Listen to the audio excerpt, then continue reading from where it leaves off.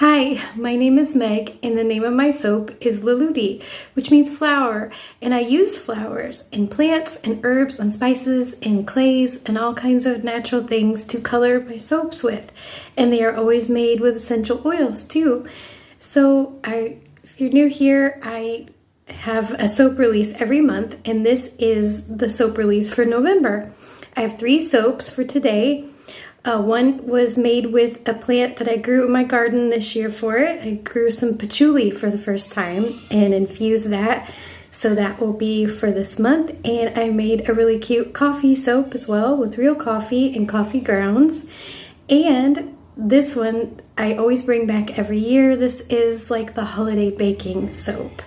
So it has little pieces of pie and little gingerbread men all through it, and it's scented with a pumpkin pie essential oil blend.